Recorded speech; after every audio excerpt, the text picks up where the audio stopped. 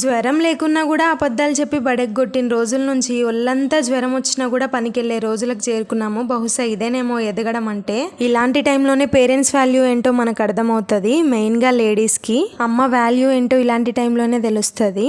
చిన్నప్పుడు ఏదైనా జ్వరం వచ్చి దెబ్బ తగిలి చిన్న బాధ వస్తేనే అమ్మ ఒళ్ళో వెళ్ళి పడుకుంటాము.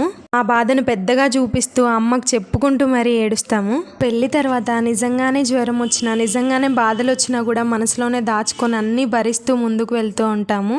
చిన్నప్పటి నుంచి మనమే వాళ్ళ సర్వస్వంగా మనల్ని పెంచి పెద్ద చేసి ఎంతో ప్రేమగా చూసుకొని ఉంటారు. ఇప్పుడు మన బాధలను, చిన్న చిన్న ప్రాబ్లమ్స్ని వాళ్ళకి చెప్పి వాళ్ళని బాధ పెట్టడం అవసరమా అని చెప్పేసి ఆలోచించి ఆ బాధలన్నీ మన మీద దాచేసుకుంటాము. ఇంకా చాలామంది పేరెంట్స్ వాళ్ళ పిల్లలకి ఇచ్చే పెద్ద గిఫ్ట్ ఏంటంటే, మనసులో ఎన్ని బాధలు ఉన్నా సరే పైకి మాత్రం నవ్వుతూ కనిపించాలమ్మా అని ఒక మాట చెప్తారు. వాళ్ళు ఆ మాట చెప్పినప్పుడు మనకు ఆ వర్డ్ మీనింగ్ అర్థం అవ్వకపోవచ్చు, కానీ నిదానంగా ఆ మాట వైపే మనం నడుస్తాము. నేను చిన్నగా ఉన్నప్పుడు అమ్మ